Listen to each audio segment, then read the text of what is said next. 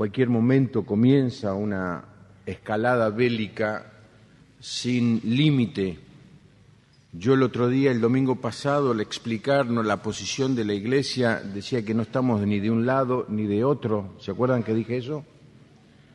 El presidente Bush eliminó la zona gris en donde nosotros nos estábamos colocando, según él, y solamente podemos estar de uno o de otro lado.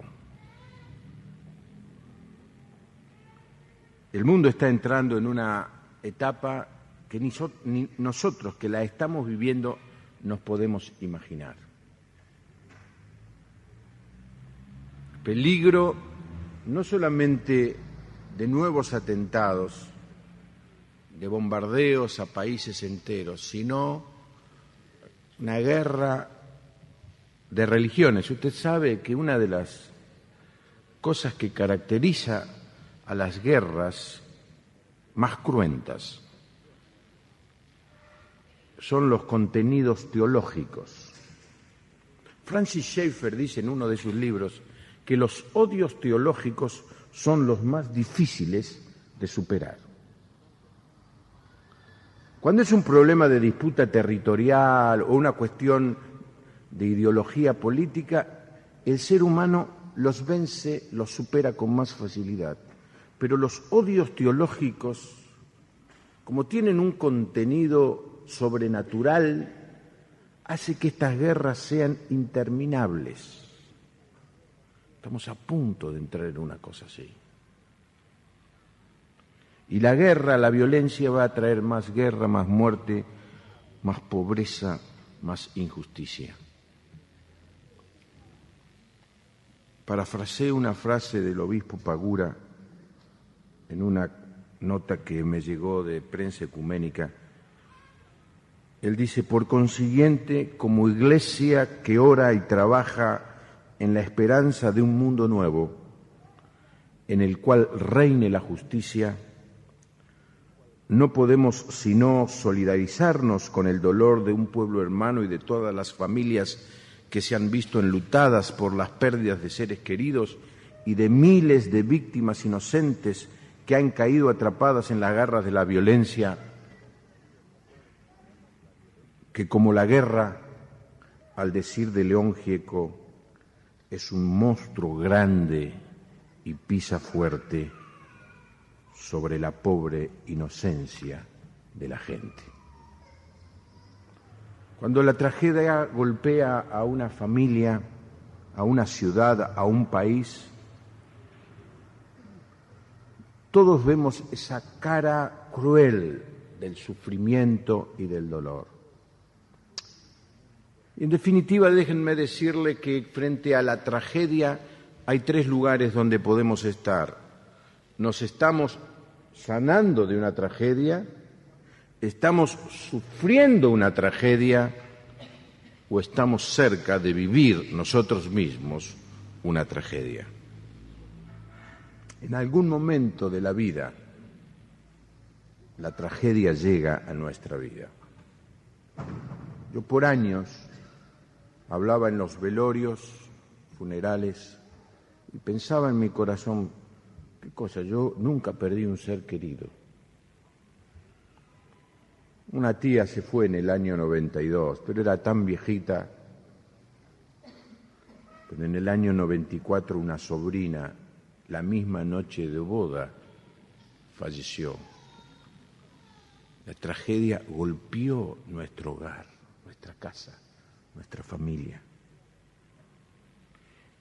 Y como cristianos tenemos que tener claro qué lugar ocupa Dios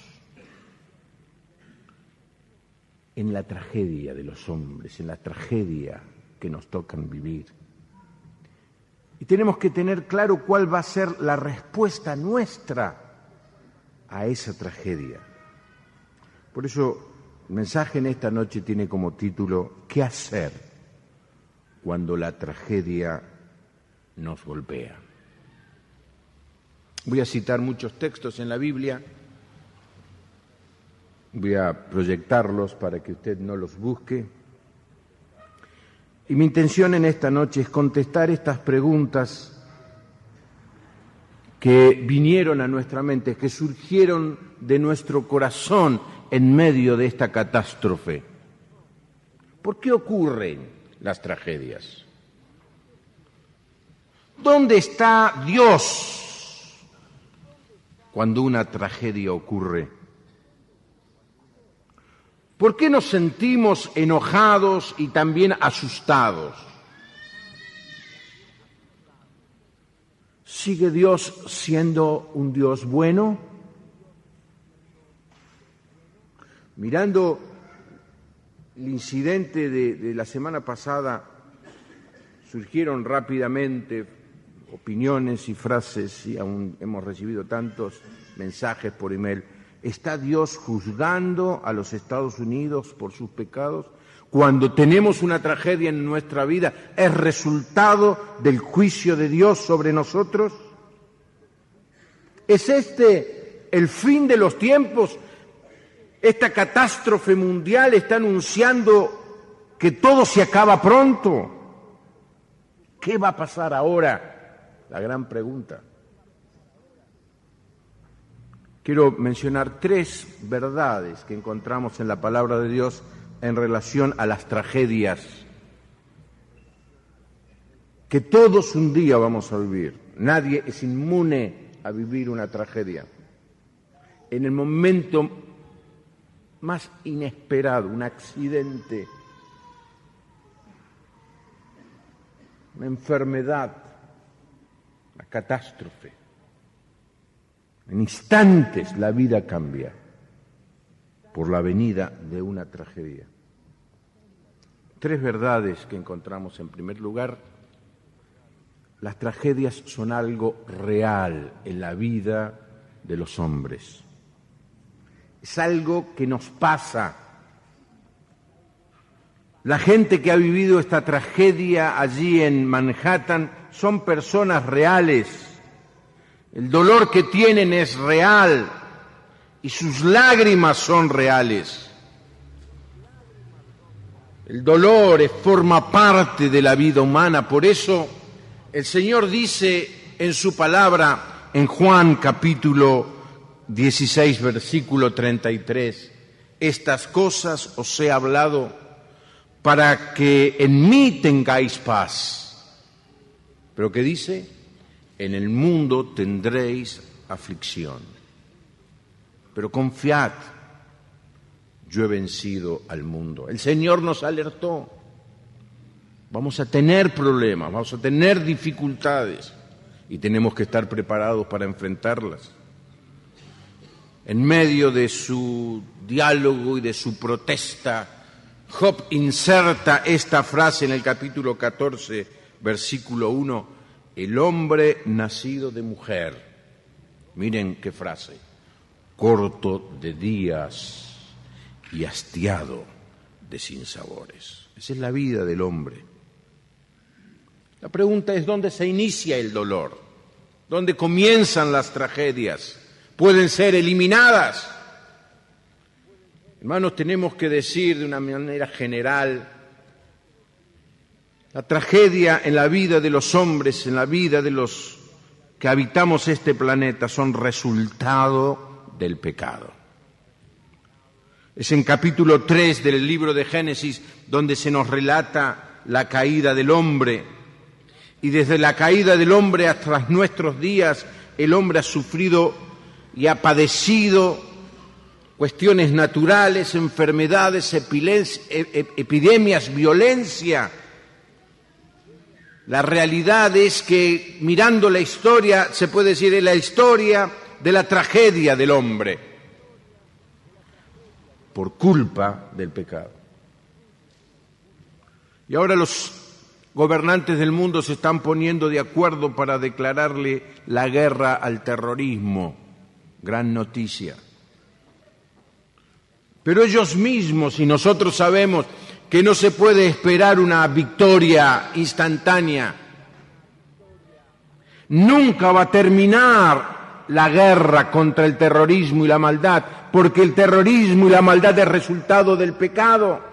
Y el pecado no va a desaparecer de este planeta hasta aquel día en que será echado al lago de fuego y azufre. Miren lo que dice Apocalipsis capítulo 20, versículos 11 al 15. Y vi un gran trono blanco y el que estaba sentado en él, de delante del cual huyeron la tierra y el cielo, y ningún lugar se encontró para ellos. Y vi a los muertos grandes y pequeños de pie ante Dios, y los libros fueron abiertos, y otro libro fue abierto, el cual es el libro de la vida, y fueron juzgados los muertos por las cosas que estaban escritas en los libros, según sus obras. Y el mar entregó los muertos que había en él, y la muerte y el Hades entregaron los muertos que había en ellos, y fueron juzgados cada uno según sus obras. Y la muerte y el pecado y el Hades fueron lanzados al lago de fuego. Esta es la muerte segunda. Y el que no se halló inscrito en el libro de la vida fue lanzado al lago de fuego. El Señor dice en su palabra que un día va a desaparecer la maldad, que un día va a desaparecer el pecado, pero esto recién va a ser luego del gran trono blanco, cuando Dios va a juzgar a las naciones y a cada uno de los seres humanos, cuando va a desaparecer de la creación la contaminación, la epidemia de la maldad que comenzó en Satanás, en Lucifer, y que se ha extendido a todos los seres humanos.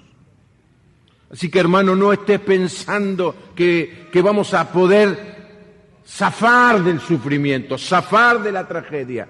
La tragedia es real en nuestras vidas como consecuencia del pecado. Nunca se nos dice en la palabra de Dios que los cristianos vamos a estar inmunes a las tragedias. Billy Graham comenta en uno de sus mensajes, dice: en ningún lugar la Biblia enseña que los cristianos estamos exentos de pasar por tribulaciones, desastres, sufrimientos que vienen sobre el mundo. Lo que enseñan las Escrituras es que los cristianos enfrentamos la tribulación, las crisis, las calamidades y los sufrimientos personales con un poder sobrenatural que no está a disposición de ninguna persona alejada de Cristo. Gloria a Dios. Un soldado escribió estas frases resumiendo magistralmente esta idea que sugiere Billy Graham. Dice así: la seguridad no descansa en cuán lejos estamos del peligro, sino en cuán cerca estamos de Dios. Otra pregunta que ha surgido en estos días: ¿podrá ser esto el fin? ¿Este es el comienzo del fin de los tiempos? Déjenme darles una respuesta contundente. No lo sé. Nadie lo sabe. Y tenemos que tener cuidado en esta época de entrar a hacer especulaciones, porque siempre las especulaciones han terminado mal. Iglesias que han fallado en sus cálculos matemáticos, teológicos, diciendo va a ser que Napoleón era el anticristo, que después fue Hitler el anticristo, que después fue Kissinger el anticristo. Hasta algunos sugirieron Bill Clinton es el anticristo. Sí, son especulaciones que no nos llevan a ningún lado, pero es evidente que algo está pasando en el mundo. Y que sin entrar en anuncios grandilocuentes, debemos, hermanos, ser sensibles a que Dios está apurando su plan. Como dijo hoy mi hermano, la creación ya no aguanta más. Algunos años más de este abuso ecológico terminarían con el planeta. Algunos años más de este abuso económico terminarían con miles y miles de personas por hambre. Algunos años más de esta violencia irracional de los terroristas que ya dicen tienen a su alcance el poder de la bomba atómica, terminarían con el mundo. Y sin entrar en especulaciones podemos decir, el Señor está cerca. Amén, hermano. Y si es así, debemos estar preparados. Así que la palabra de Dios nos dice, en primer lugar, que las tragedias son algo real. En segundo lugar, las tragedias tienen un propósito. Esto es difícil de entenderlo. ¿Dónde estaba Dios el martes 11 a la mañana? ¿Cambió Dios su carácter, su opinión entre el lunes a la noche y el martes? ¿Es Dios realmente omnipotente, es decir, que todo lo puede y a la vez bueno? ¿Cómo puede ser esto? ¿Sintió Dios la misma angustia, el mismo dolor, la misma sensación de desesperanza al ver lo que sucedía como sentimos los hombres? Si es todopoderoso, ¿por qué no evitó la tragedia? Si es infinitamente bueno, ¿por qué la permitió? Y todos nos estamos haciendo esa clase de preguntas. ¿Dónde está Dios? ¿Por qué Dios permite esto? Y esto sucede, estas preguntas nos vienen a la mente especialmente cuando la tragedia nos toca en forma personal. Porque no entendemos bien lo que significa ser bueno. La Biblia nos dice claramente que Dios es bueno, nos dice que Dios es soberano, omnipotente, omnisciente, los atributos de Dios. Miren lo que dice Lamentaciones capítulo 3, versículo 38, para entender que de Dios no solamente viene lo bueno, también viene lo malo. De la boca del Altísimo no sale lo malo y lo bueno. O como Job le respondió a su mujer cuando su mujer lo invitó a que maldiga a Dios, le dijo, ¿se acuerdan que le dijo la mujer a Job? Maldice a Dios y muérete, con lo que te está pasando no tenés otra chance. Y Job le contestó, como suele hablar cualquiera de las mujeres fatuas, has hablado, que, miren qué pregunta hace, ¿recibiremos de Dios el bien y el mal no lo recibiremos? En todo esto no pecó Lot en sus palabras. Yo creo que nos sirve, ninguna metáfora es lo suficientemente buena como para entender la persona de Dios, siempre son escasas. Nos sirve recordar cuando éramos niños cómo nos trataban nuestros padres, las veces que no nos daban lo que queríamos y las veces que nos daban lo que no queríamos. ¿Se acuerdan eso? Un famoso escritor estuvo viviendo en casa en la época que mis hermanos mellizos eran muy niños, tenían 1 o 2 años. Federico Hegel, se ven algunos libros todavía de él. Y él comenta en uno de sus libros lo que vio en mi casa. Uno de los mellizos, no sé cuál, estaba enfermo. Y vino la vecina, porque en esa época lo que daban las inyecciones eran las vecinas. Vino con su aparato, calentó el fuego allí, vio ¿se acuerdan? Veían la aguja. No había aguja descartable, ¿qué es eso? Tenía una aguja para todo el barrio, hermano. Así que le vio bien, y va con la aguja. Y el otro, el que estaba sano, empezó a defenderlo. No, vaya a ser, ¿no? Y el autor lo comenta como una manera, la reacción natural del amor fraternal que sale en defensa de su hermano, ¿no? A veces cuando nos daban una inyección, cuando nos decían que no, cuando queríamos hacer cosas que no debíamos y nos decían que no, o cuando nos hacían tomar la sopa y nosotros no queríamos. Y decía, ¿pero por qué? Pero es malo. ¿Cuántas veces habré dicho yo, mi papá es malo? ¡Qué malo que soy! Me acuerdo un día, yo sé que lo conté una vez, me parece.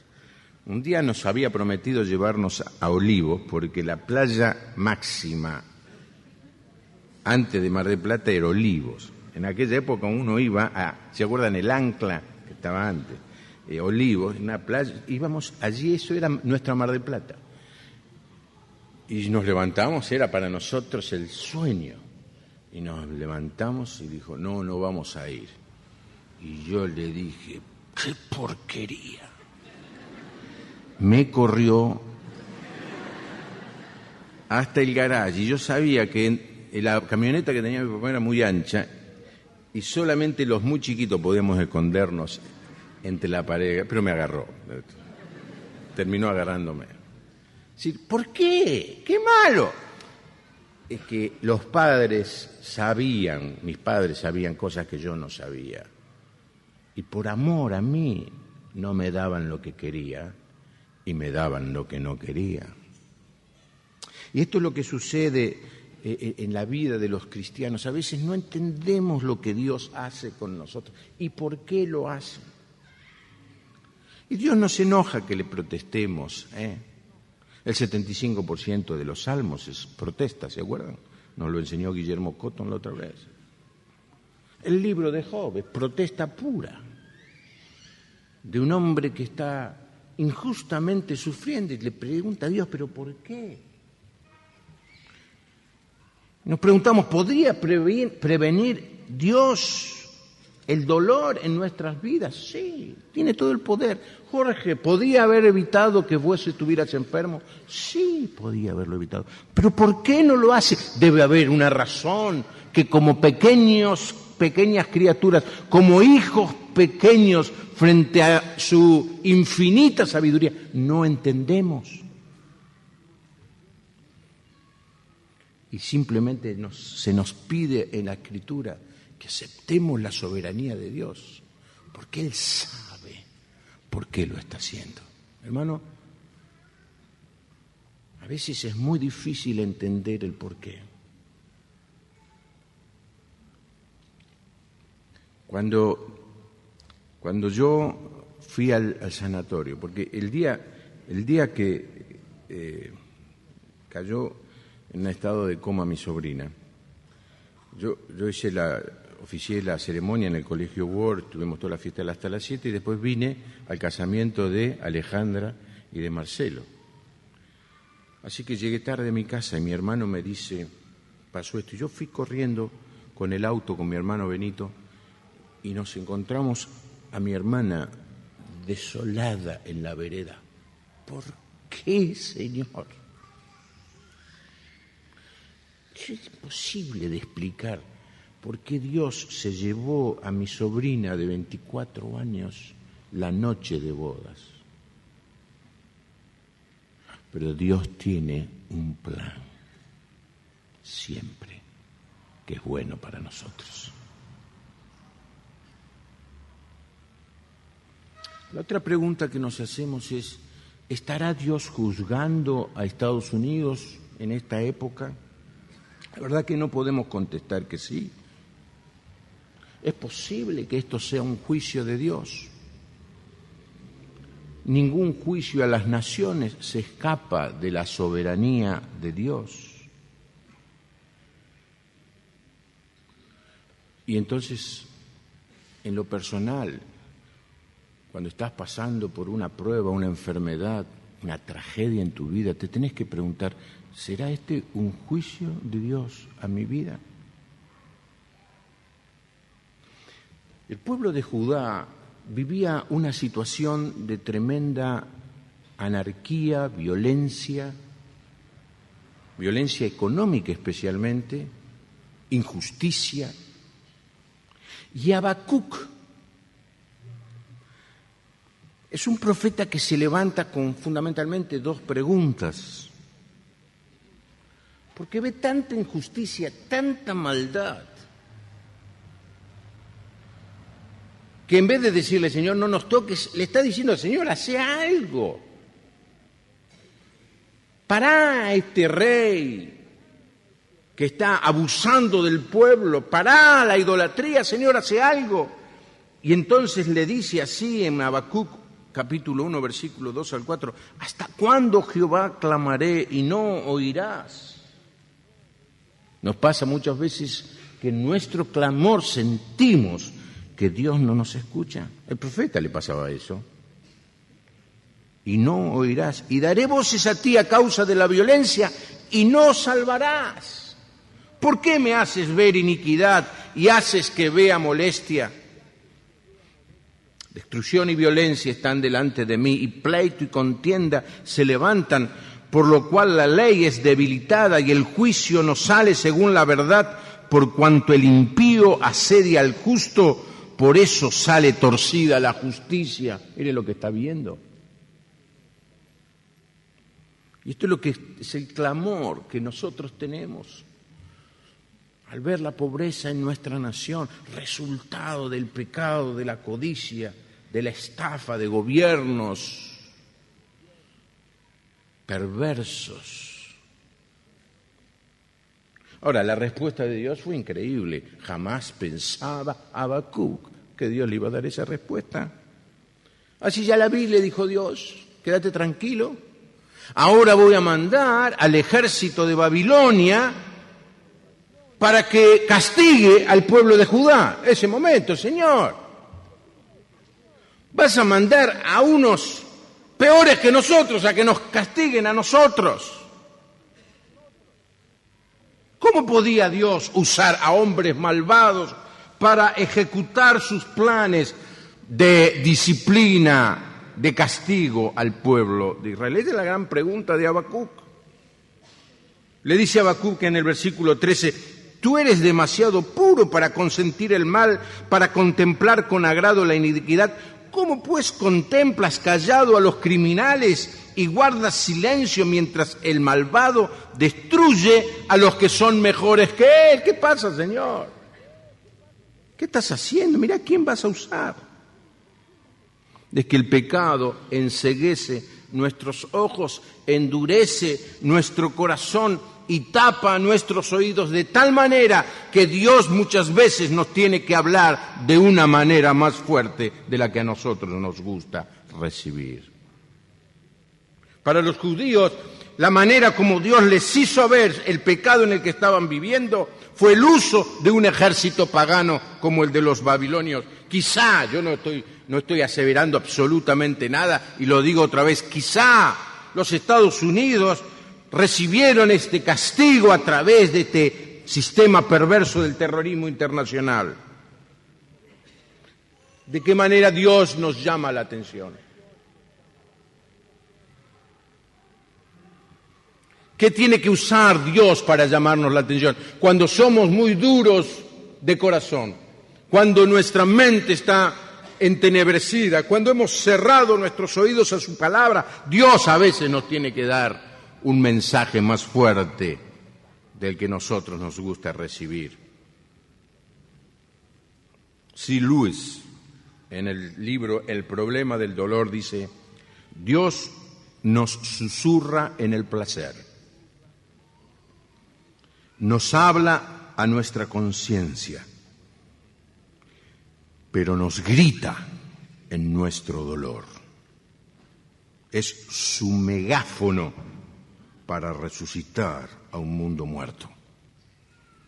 Famoso autor Malcolm Muggeridge, muy buen autor, especialmente en apología, dice, contrariamente a lo que se puede esperar, cuando miro atrás en mi vida, a los momentos que fueron de dolor y sufrimiento, lo hago con una particular satisfacción. Verdaderamente puedo decir con total veracidad que todo lo que he aprendido en mis 75 años de vida en este mundo, todo lo que me ha enriquecido e iluminado mi experiencia, ha sido a través de la aflicción y no de la felicidad. Y muchas veces cierto, quizá la mayoría de las veces cierto, que cuando más hemos sentido la voz de Dios, la presencia de Dios, el toque de Dios, ha sido en los momentos de mayor sufrimiento. ¿Es así, hermano? Por eso es verdad el texto que también mencionó Damián, Romanos 8:28, y sabemos que a los que aman a Dios todas las cosas les ayudan a bien, esto es, a los que conforme a su propósito son llamados. Tenemos que salir de esa concepción del Dios bueno, Papá Noel, que solamente nos trae regalitos. Dios es mucho más que eso, mucho más bueno que eso. Y a veces, viendo nuestra dureza, nuestra insensatez, nuestro capricho, nos tiene que sacudir.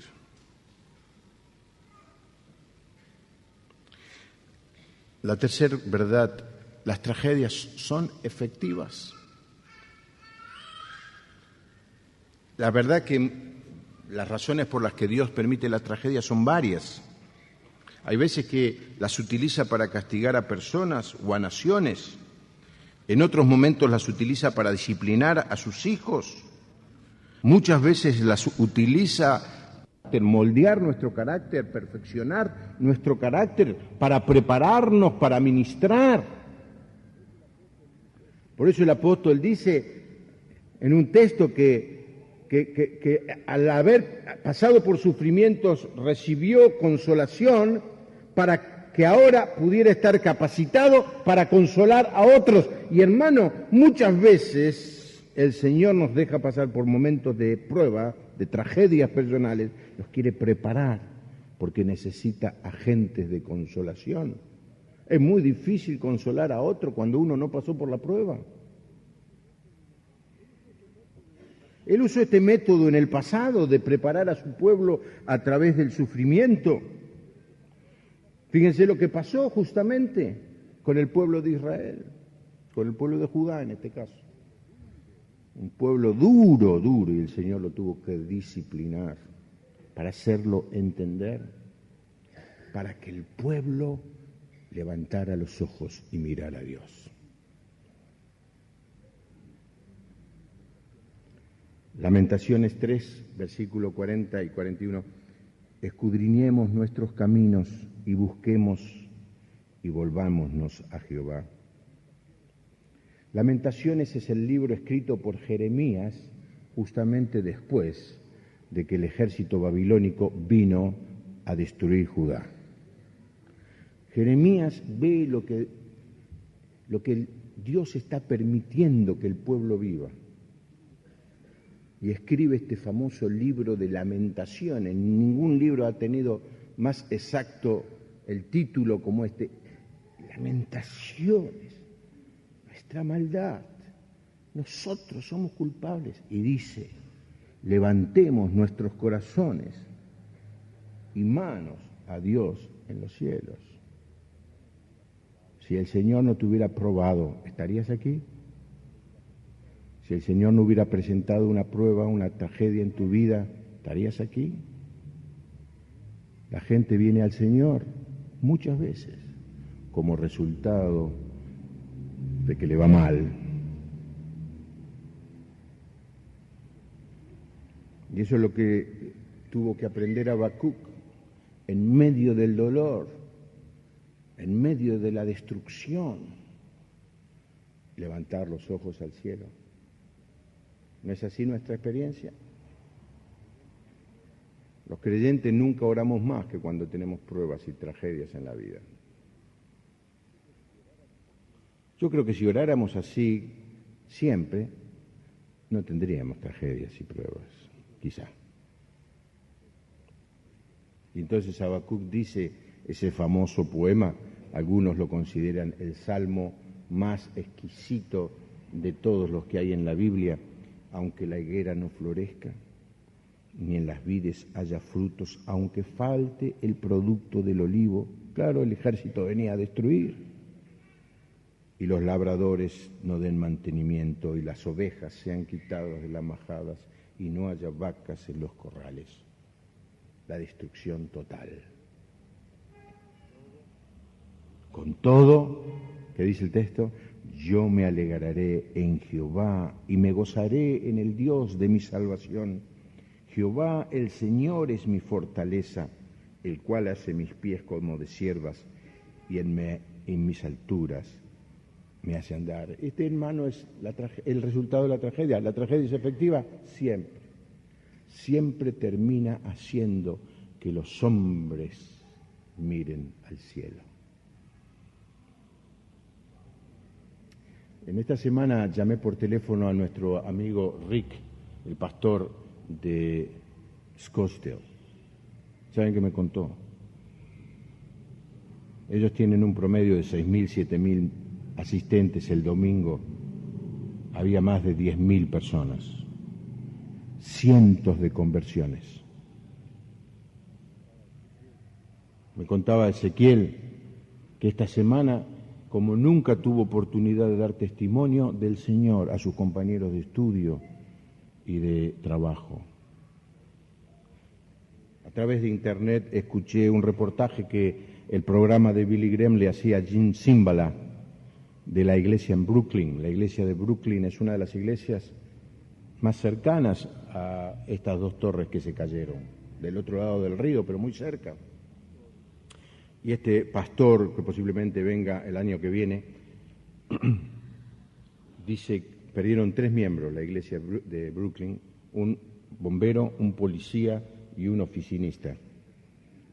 Dice, el domingo pasado los cultos se llenaron de gente y había gente en la calle.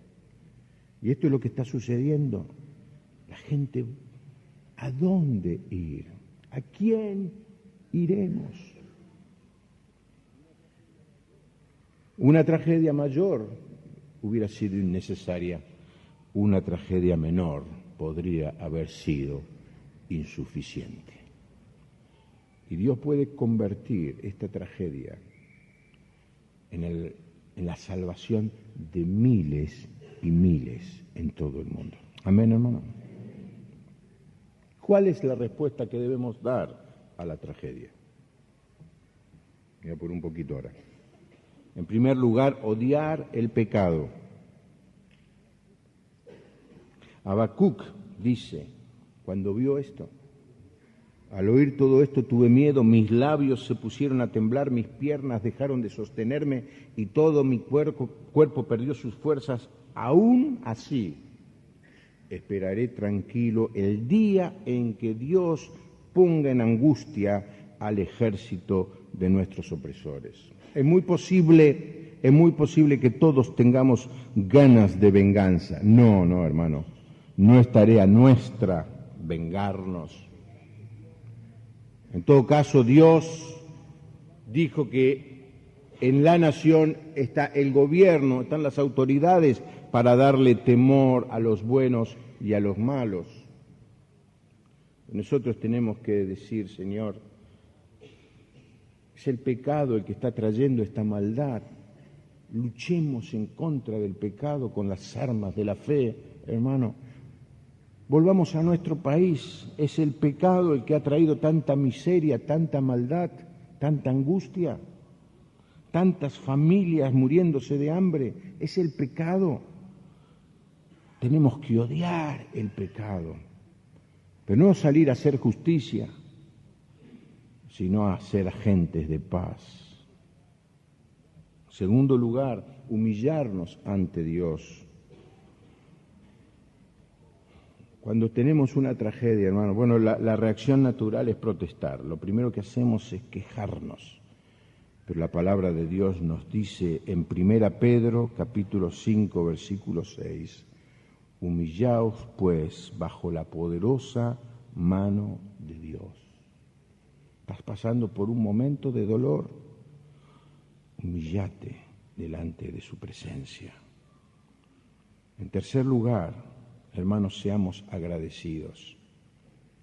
Agradecidos por lo que tenemos. Piensen en esas familias que perdieron a sus seres queridos. La primera reacción que sintieron ustedes al ver eso, ¿cuál fue? La mía fue llamar a Sebastián y a Ezequiel. Uno necesita la familia cerca. Y da gracias, Señor, por mi familia. No esperar que nos pase algo, que pase algo a alguno para llorar. Demos gracias por lo que tenemos. Seamos agradecidos por todas las bendiciones de Dios. En cuarto lugar, hermanos, este es un momento para orar por los perdidos. Tenemos que levantar un clamor, Señor, la gente está confundida, la gente no sabe dónde ir, la gente no encuentra respuestas a esta inminente crisis, esta guerra, esta catástrofe, Señor. Están como ovejas sin pastor. Necesitan que le hablemos que hay un rey que viene a traer paz a este mundo. Hermanos, es una oportunidad increíble. No la dejemos pasar. Invitemos a nuestros vecinos, a nuestros amigos. Ustedes van a sorprenderse de algo. Nunca han estado tan abiertos a venir como en esta época, pero dentro de 4 o 5 semanas se van a olvidar. Es ahora, aprovechemos esta oportunidad de desconcierto para hablarles del Señor.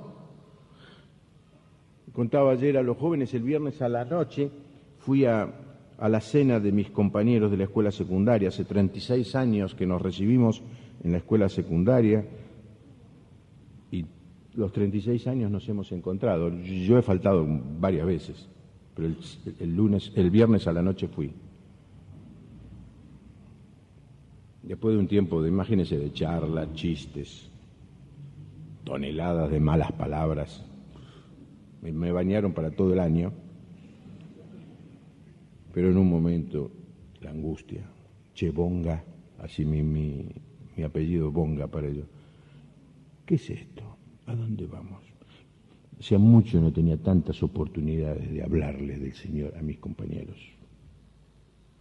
Oremos por los perdidos que están como ovejas sin pastor.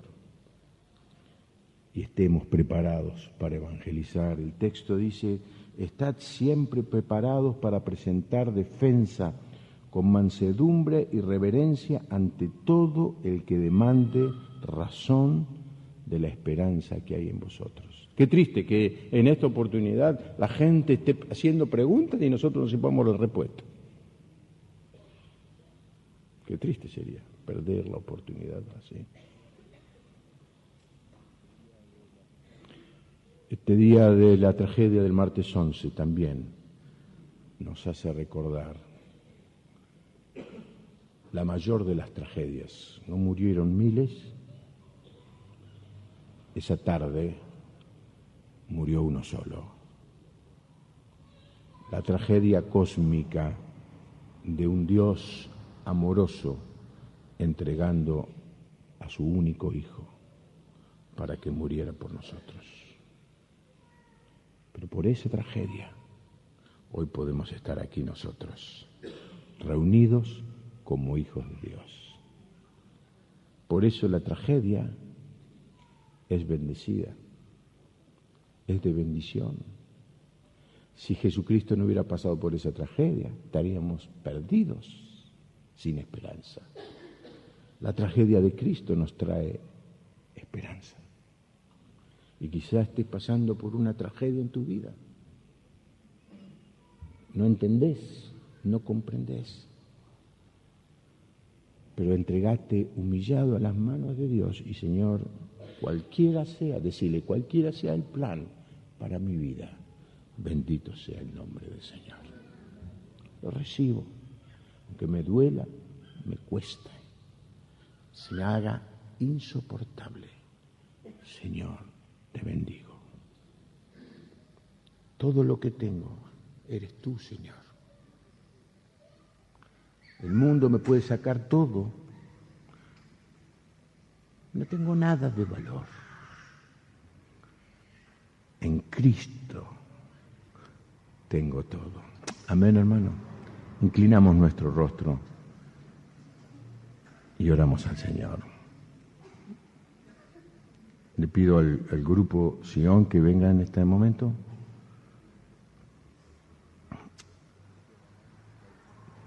Reflexione, hermano, si está viviendo por una tragedia, pídale al Señor que cumpla su plan de padre amante en su vida. Dele gracias. En las buenas y en las malas, Señor, gracias. Si es resultado de un pecado en tu vida,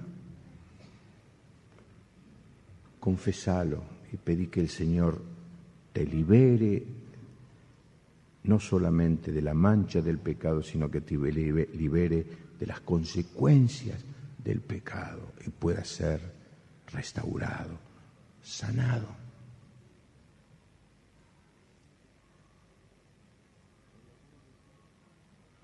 Quizá hay alguno que dice, yo no tengo ninguna tragedia, a mí me va todo bien. Hermano, pensá que algún día te va a llegar, pero mientras no te llega, aprovecha este tiempo para hablar del Señor. Orá por tus amigos, da razón de tu fe. Que esta tragedia del mundo se convierta en una bendición en la salvación de miles en esta época. Amén, hermanos. Señor, gracias por tu presencia con nosotros. Gracias, Señor, porque en tu palabra entendemos que en el mundo vamos a tener aflicción, pero que tú has vencido. Bendito sea tu nombre, Señor. Y oramos, Señor, como iglesia, por aquellos hermanos que están pasando por momentos de tragedia en su vida económica, familiar, laboral, de salud. Y, Señor, te pedimos que tú en medio de la tragedia te muestres soberano. Que renueves cada mañana tus misericordias, porque grande es tu fidelidad. Señor, oramos por nuestro país en medio de tal crisis, tanta miseria, tanta hambre, resultado del pecado de los hombres. Ten compasión de nuestra patria, Señor. Convierte a cada hijo tuyo, convierte a cada iglesia tuya en un lugar de paz y bendición. Que donde vayamos, Señor, llevemos el perfume de tu Espíritu con nosotros. Que donde pisemos, Señor, conquistemos en tu nombre ese lugar. Y, Señor, oramos por la paz del mundo otra vez. Convierte esta tragedia en un motivo de salvación de millones. Apura tu venida, Señor. Tu pueblo te dice, ven, Señor Jesús, ven pronto. Y lo mejor de todo, Señor, es que aunque no tengamos muchas cosas, en Cristo lo tenemos todo. Bendito sea tu nombre. Amén. Amén, hermano.